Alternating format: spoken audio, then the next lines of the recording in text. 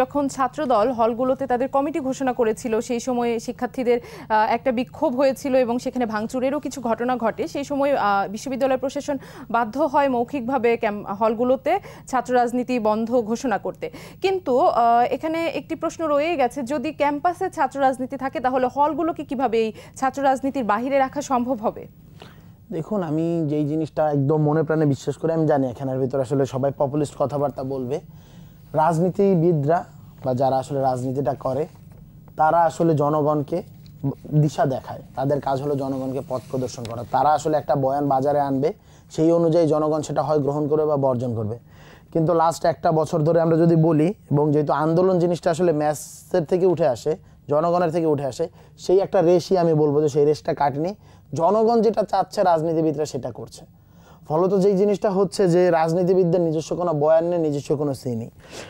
জুলাই গণঅভ্যুত্থান পরবর্তী সময়ে ছাত্র রাজনীতির রূপরেখা ঠিক করা আসলে আমাদের সবথেকে বড় জরুরি ছিল। আমার স্পষ্ট মনে আছে গত বছর 12ই আগস্ট ঢাকা বিশ্ববিদ্যালয়ের যে আমাদের টিএসসির যে অডিটোরিয়াম, সেই অডিটোরিয়ামে আমরা সর্বদলীয় ছাত্রদের যে একটা হলো গিয়া মিটিং আমরা করেছিলাম। সেইখানের ভিতরে আমি নিজে প্রস্তাবনা করেছিলাম যে বাংলাদেশের নতুন ছাত্র রাজনীতির রূপরেখা কায়েম করতে হবে, এবং এখানের ভিতরে প্রত্যেকে আসলে যথেষ্ট ছাড় দেওয়ার মানসিকতা রেখেই, যাতে হলো আমরা 90 পরবর্তী সময় আমরা দেখেছি যে পরিবেশ পরিষদ তৈরি হয়েছিল, কিন্তু পরিবেশ পরিষদটা পরবর্তীতে ধ্বংস করা হয়েছে এবং ধ্বংস করার মধ্য দিয়ে বাংলাদেশের ছাত্র রাজনীতিকে আসলে এককেন্দ্রীকরণ করা হয়েছে। সো আমাদের আসলে নতুন একটা রাজনৈতিক রূপরেখা ঠিক করতে হতো।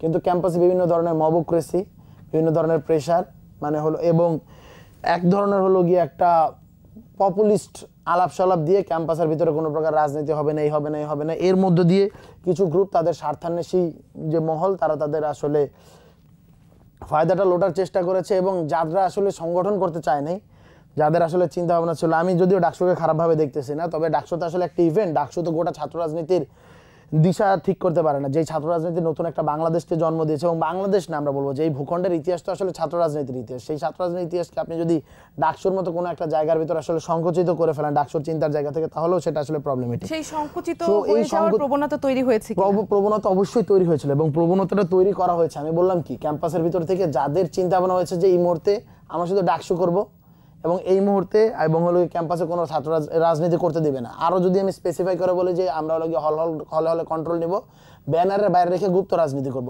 ফলে এই যে জিনিসটা তৈরি হয়েছে, এবং কিছু গ্রুপ অফ পিপল যারা সাংগঠনিক রাজনীতি করতে চায় তাদেরকে ইনস্টিটিউট করে ফেলা হয়েছে।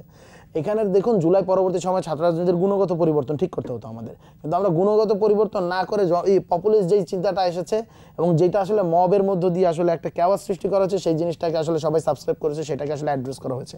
ক্যাম্পাসটাকে আমাদের মনে হয় যে এইভাবে অরক্ষিত করে ফেলা উচিত হয়নি। ফলত দেখা গিয়েছে যে আজকে দিনে এসে যখন ছাত্র রাজনীতির রূপরেখা তৈরির কথা বলা হয়, বিভিন্ন গ্রুপ অফ পিপল বলে, মহল বলে, কেউ আসলে এটা আমলে নেয় না। কারণ লাস্ট একটা বছরে যারাই যা করেছে সবাই কিন্তু তার স্ট্রাগলের মধ্যে দিয়ে করেছে। বরঞ্চ যতদিন না পর্যন্ত ঢাকা বিশ্ববিদ্যালয়ের যে আমাদের যে নীতিমালা আছে, সেগুলোর ভিতর থেকে আসলে যতদিন না পর্যন্ত এটা লিখিতভাবে এই জিনিসটা রেজলিউশন আকারে পাস হচ্ছে, তার আগ পর্যন্ত আসলে এই জিনিসগুলোর কোনো ভিত্তি নেই। আমি এই জিনিসটা আসলে স্পষ্টভাবে বিশ্বাস করি। পপুলিস্ট কথাবার্তার বাইরে গিয়ে আমাদের আসলে কথা বলতে